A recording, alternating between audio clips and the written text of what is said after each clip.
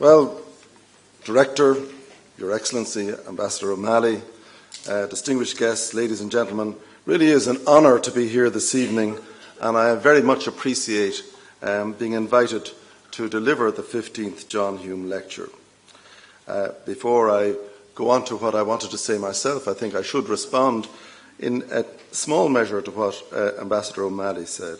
It is very useful, I think, to hear an outside perspective on ourselves and to remember the qualities that will drive us forward, and sometimes to put aside some of our own faults, which are quite often to concern ourselves with retribution and blame rather than trying to work out how we make things better in the future.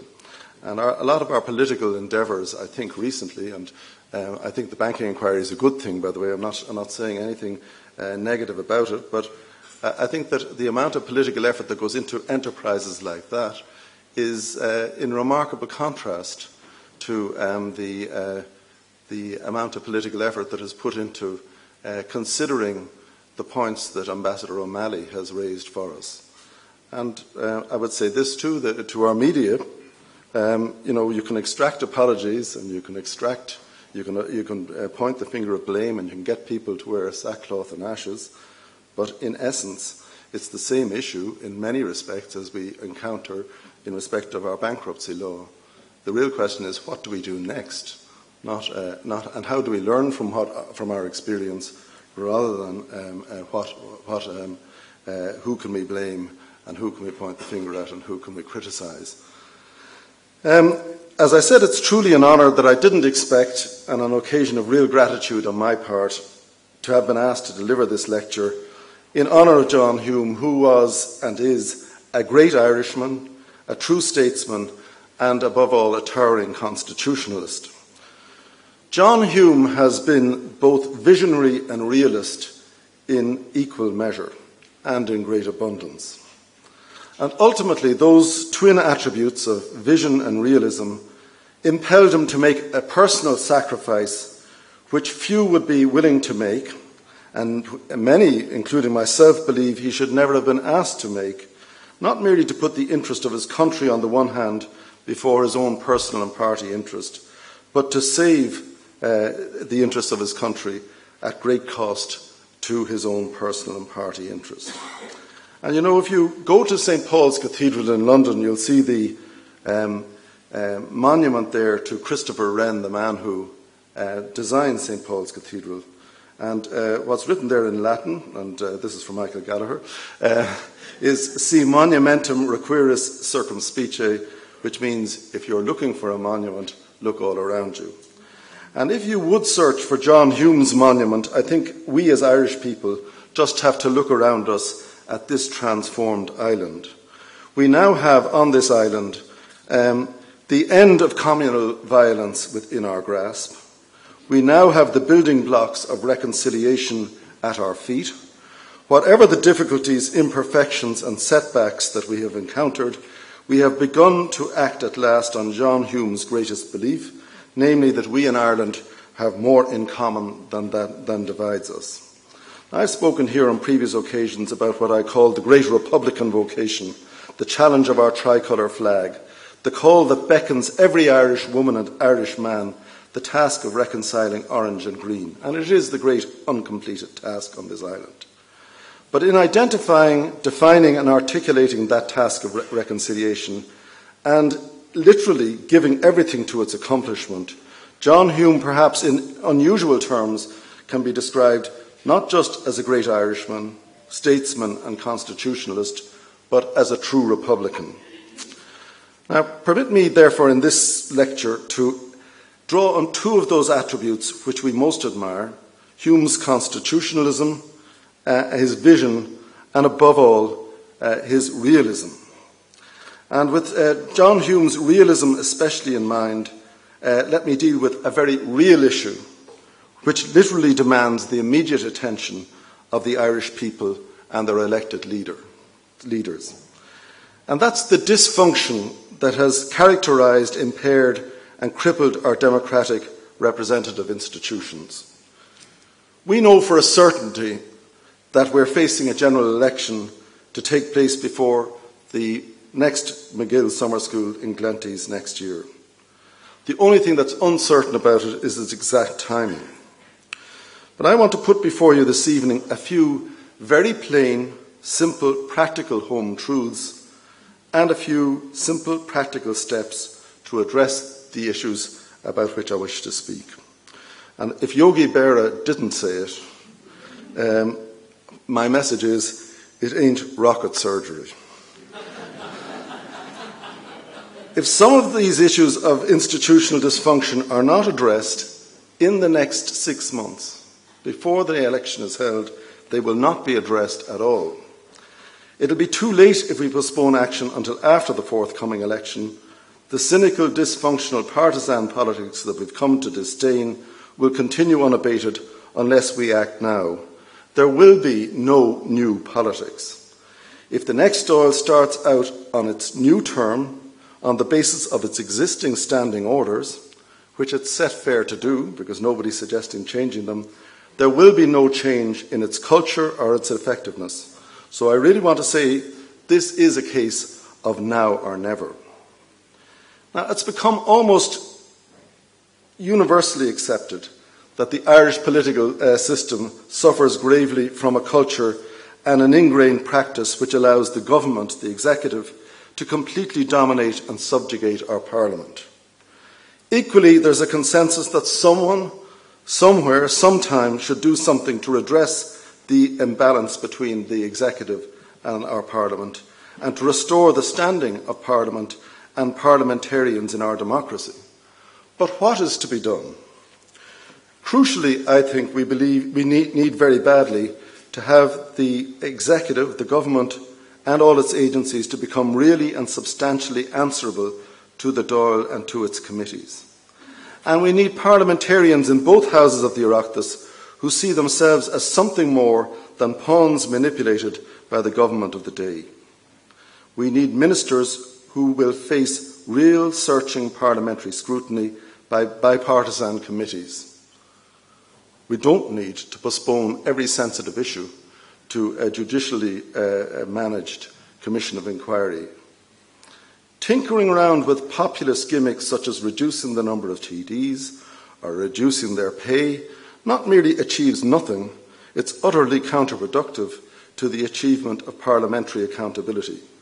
We need real reform now. Now, the first reform I wanted to put before you is this: the position of Ceann Comhairle. Ceann Comhairle is the Speaker of Dáil Éireann, which the Constitution describes as a House of Representatives, is a constitutional office of vital importance. And I think that position should not be left to be dealt with in the aftermath of an election on the same basis as it has been treated up to now. Under the standing orders of Dáil Éireann, the very first item after the next election will be the selection of Ceann Comhairle. And if those standing orders aren't changed, the Ceann Comhairle will be elected on the same basis, inevitably, as his predecessors have been. And that is that it will be done on the say-so of the incoming government and on the basis of a whipped party vote. Now, I think that office cannot continue to be a consolation prize for a disappointed would-be minister. It cannot remain in the gift of the incoming government to be bartered away as one of the spoils of electoral victory between those who share ministerial power. You get the Attorney Generalship, we'll give you the Ceann Comhairle-ship. Dáil Éireann needs an elected Speaker who is in reality and is seen by the people to be wholly and unambiguously mandated and empowered to act as the proactive champion of each and every Dáil deputy in vindicating their twin constitutional functions, which are firstly to hold the executive power to account and secondly to legislate. And therefore the next Ceann Comhairle I propose tonight must be chosen in a process that unambiguously guarantees that whoever is appointed will be seen as and will be the embodiment and public face of the protection of members' individual and collective rights. And if that's not part of the new politics, you can forget the new politics. Now, how can this be done? The first requirement is that standing orders of Dáil Éireann be amended now, because if they're not amended before the election takes place, the process will be done as in the manner that it's been done before. To provide that any candidate for appointment as Ceann Comhairle must in future go through a two-stage process. The first is that they must be initially proposed for nomination by any 8 TDs on a cross-party basis. That is, that they have to be proposed and seconded, as is normal, by 2 TDs, and have the written assent of 6 other TDs, 4 of who aren't in the same party or group as the proposer and seconder. And the second, and this is what happens in Westminster, by the way, both stages happen in Westminster at the moment, be nominated for appointment on foot of a free and secret ballot by a single transferable vote of all the incoming members of the next Dáil. So the idea that the speakership of our Parliament is a consolation prize or in the gift of the government would be swept away. Only a person who had cross-party support could be a candidate, and the person who was selected would be selected by a free and secret ballot of all the members of Dáil Éireann. And the same applies to the last Ceann Comhairle. The second requirement I suggest to you, and this also requires a simple amendment of the standing orders of the Dáil, is that the Ceann Comhairle makes a new and different declaration of office from the one that's currently provided, which just asks him to be impartial, committing him or her to securing the real and effective accountability of the executive power, government and agencies to Dáil Éireann, as is required by Article 28(4) of the Constitution. It should be part of the very first thing he does to make a declaration before his colleagues in Parliament that he takes his job seriously in demanding that the executive be accountable to the members of Dáil Éireann. And the next Ceann Comhairle should also, I think, have explicit power under these amended standing orders to protect Dáil Éireann from excessive use of the guillotine and to ensure that there's adequate debate except in wholly exceptional emergency circumstances. And it should be up to him to decide whether a guillotine is justifiable, not to the people who benefit from the guillotine and who benefit from suppressing debate. The next Ceann Comhairle should also have, I think, an overriding discretion to ensure that individual deputies with a demonstrated desire to make specific points in debate are not unfairly excluded from doing so by group or party arrangements of speaking times in debates. What do I mean by that? I mean that at the moment, the whips of the parties decide to allocate the speaking times. They decide who speaks and in what order, and it doesn't matter. You could be there all day listening to the debate, and you have no chance of getting in. In the United Kingdom Parliament, that's not the case.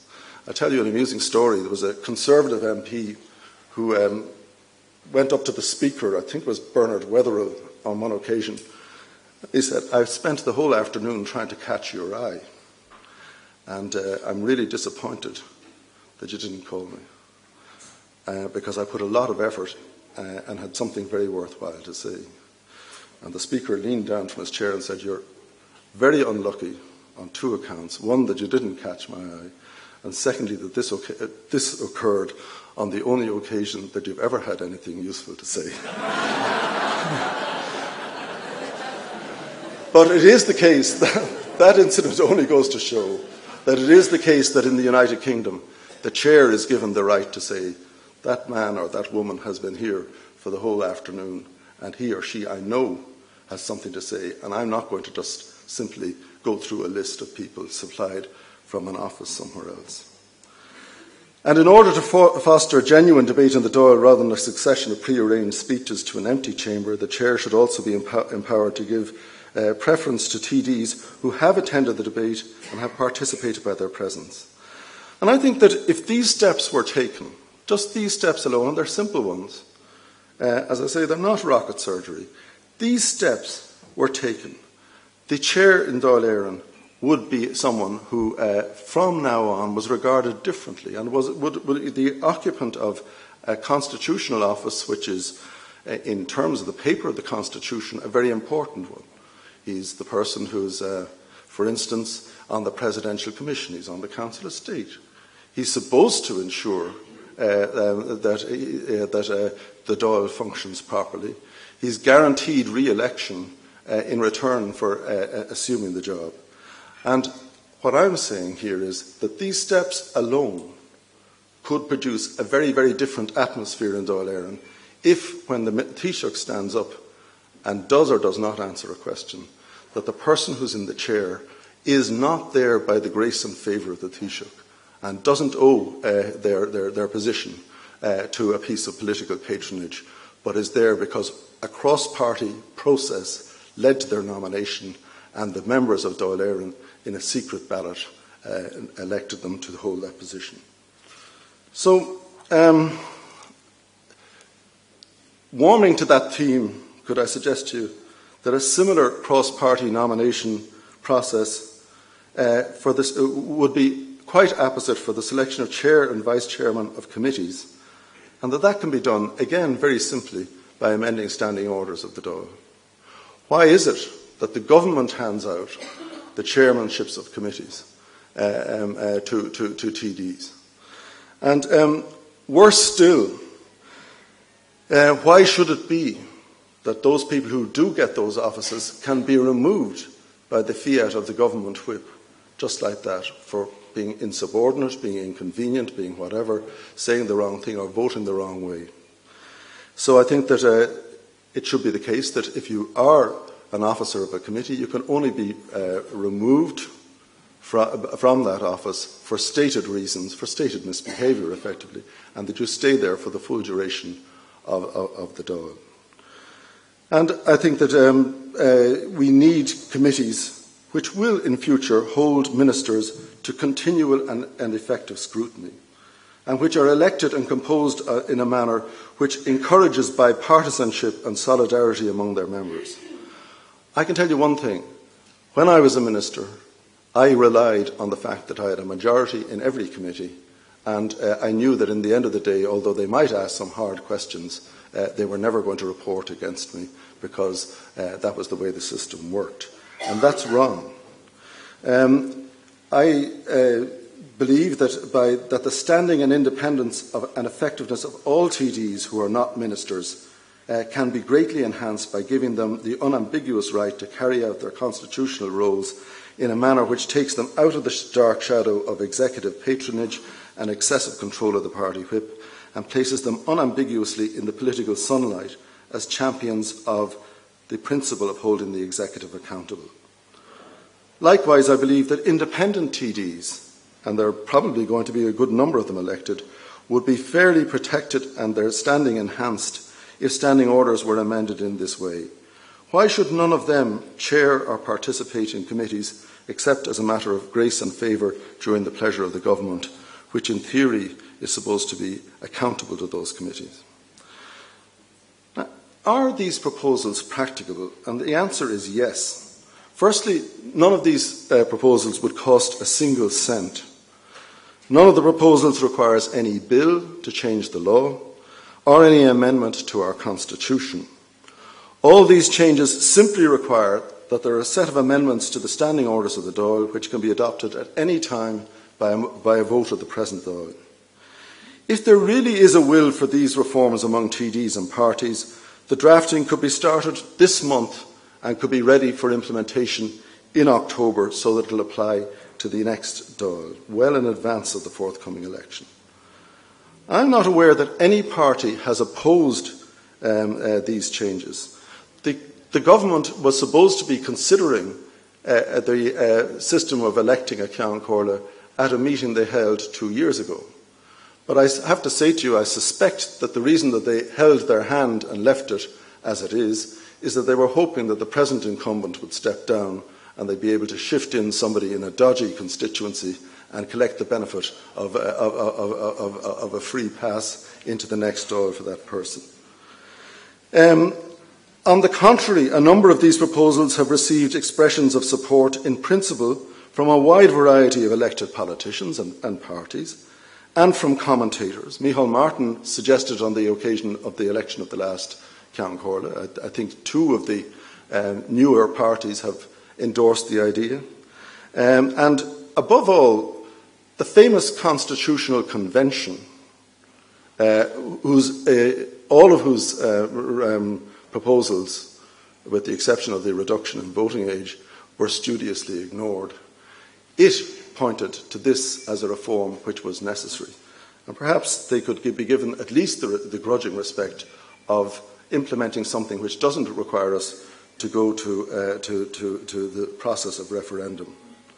And as I say, that proposal of cross-party election and cross-party nomination applies in Westminster. Why is it that we can't have it here? And these proposals aren't some form of populist gimmickry.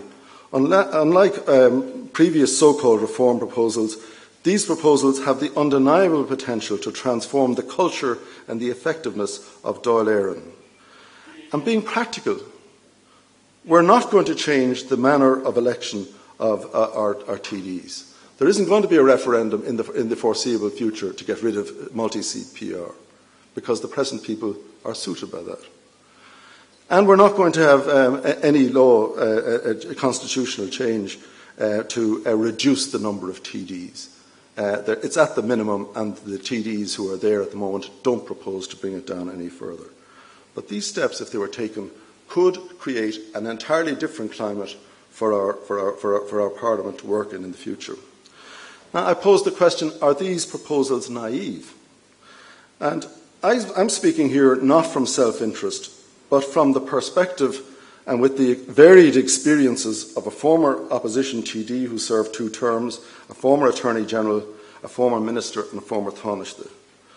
When I wasn't an office holder, I believe the culture and procedures of Dáil Éireann prevented me and my colleagues in opposition from holding the executive to adequate account. And when I was an office holder, the same culture and procedures prevented me and my colleagues in government from being held to adequate account by Dáil Éireann. And I think that in both scenarios, the result was seriously wrong and damaging, and that while some politicians may cynically calculate that they will over time play in both directions on what is a very unlevel playing field, and somehow that some of them may hope to win more than they lose, the real fact is that the only people who lose constantly from the lack of executive accountability to Dáil Éireann are the people of Ireland, who lose in every way from the fact that those who administer our affairs are in general terms non-accountable to an extraordinary extent. Now, another question that arises, would Ireland be more difficult to govern under these changed conditions? And my answer to that question is very simply this: Ireland would be more difficult to govern badly if these changes were made. What has a really effective government to fear from the Ceann Comhairle having a role in relation to the use of the guillotine? I'm not saying it should be an absolute role, but it should be one which makes it difficult to use on occasion. And if you go back to the beginning of the lifetime of this government, in all good faith they promised that they would use it extremely sparingly and only in the rarest of circumstances.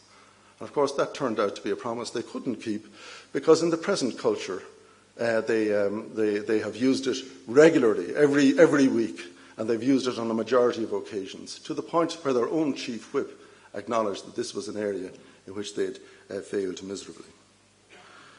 Now, I am not naive.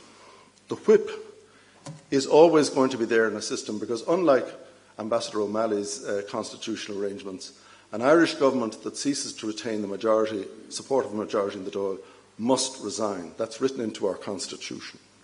And therefore, on important matters, there has to be cohesion and discipline, certainly in relation to budgetary matters, the way our system is built. We don't have the luxury, if it is a luxury indeed, of having a complete standoff between the executive and the Parliament. We have a different system in which the executive must, in fact, retain and have essentially the support of a majority of parliamentarians. But that does not mean that the government must win every vote on every issue. And it doesn't mean that the defeat of government on any issue in Dáil Éireann is a matter of grave import, a front-page newspaper story, something which suggests that the government is crumbling or whatever. We see right beside us a well-established democracy in which governments survive being rapped on the knuckles by their backbench members of parliament. It doesn't mean that the country becomes ungovernable. Nor does it mean that TDs should be expelled for each and every vote that they take against their party's position. And I believe that maybe the whip system in Ireland has reached its extreme form, that for the slightest vote against the party, you get thrown out of the party, because of our historical legacy going back to the Civil War, where governments were on a knife edge and where survival was all, and where a kind of tribalistic approach was to be found in the formation of government and in their sustenance in office. But we certainly, I think, could have a much healthier, more relaxed and less whipped regime where the government itself would be more relaxed about losing the odd argument or the odd vote and in bowing to cross-party consensus on occasion.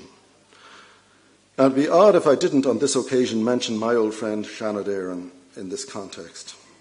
I want to thank the McGill Summer School for being an important, indeed a vital forum in the campaign which I was privileged to take part, and I see Noel Whelan at the end of the hall and others here, to save and above all to reform the Seanad so as to improve the quality of our Parliament and to reform how that Parliament works in future.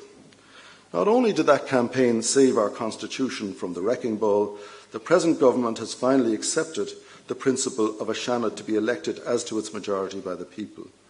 And although the cynic might say that that acceptance is very belated and won't take place so as to affect the next election, but the one after, I suppose better late than never does apply.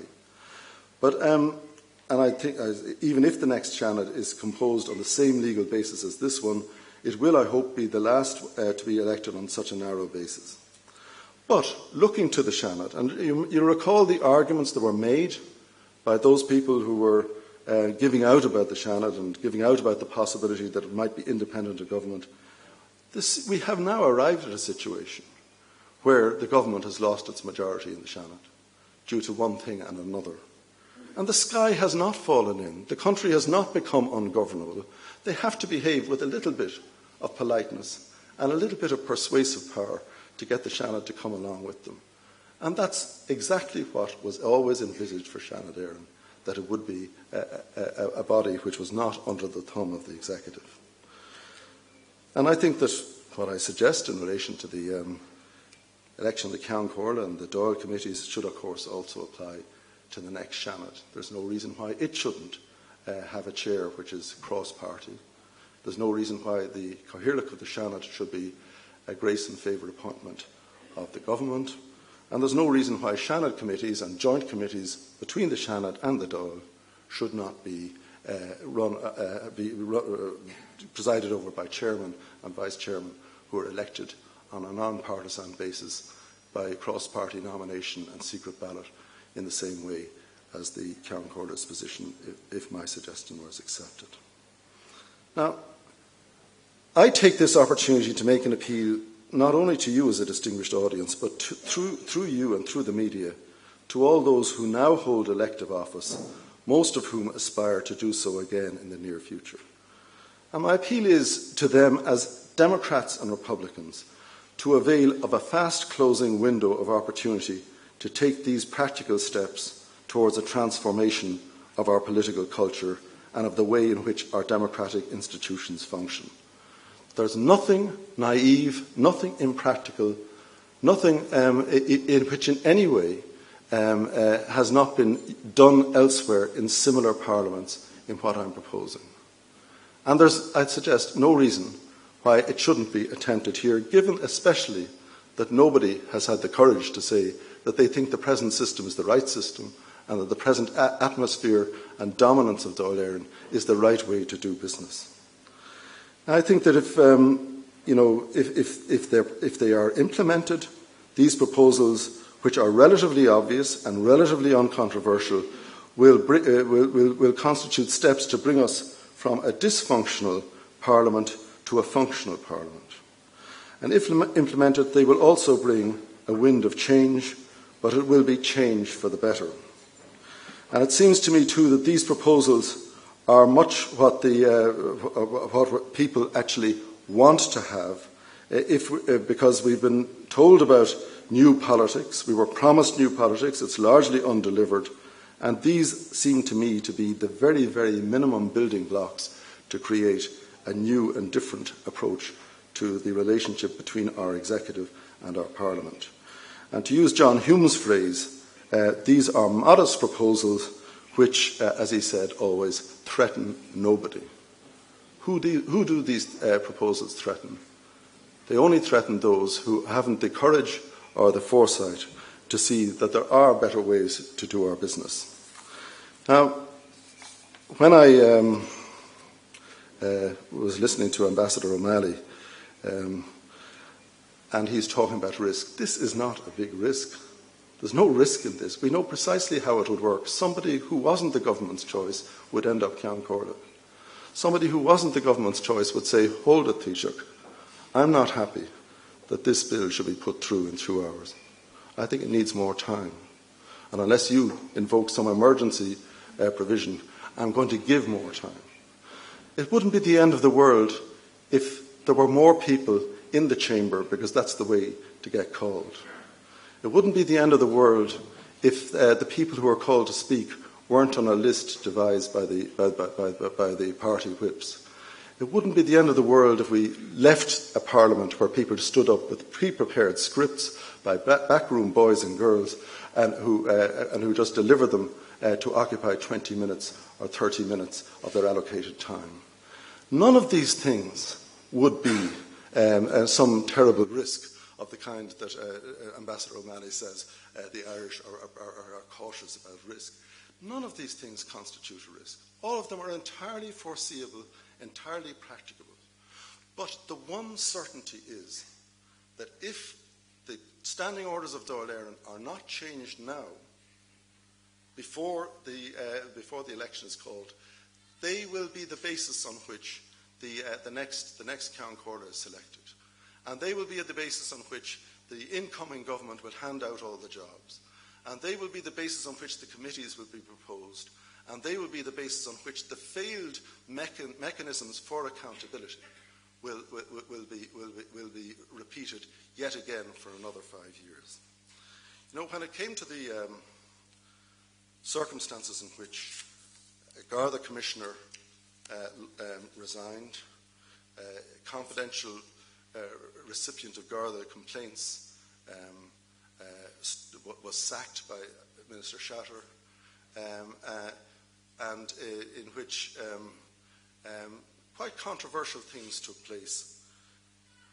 Instead of answering questions straight up in the Dáil and explaining to the TDs what was afoot, we had the Fennelly Commission established.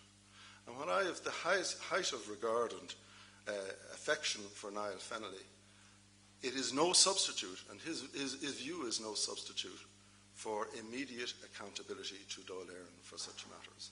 No other parliament would abase itself in that way and allow the executive to say, we won't answer your questions now, we'll get somebody else to look at them and to report to you, and you'll find out in the fullness of time. So, can I finish by posing a number of questions to you? If these proposals of mine are not the correct steps, what are the correct steps? If not now, when is the appropriate time to do something about it? After the next election, it's too late. And if nobody's opposed, why not do it now, when it could make a very substantial difference? And when those people who go before us in the late autumn or the early winter or the early spring of next year for election would face into an entirely different institution with a different ambience, a different way of doing business, a different spirit, and a prospect for real accountability. Sinna méid atá le rágam a nocht, gur míle mágat as éisisteach.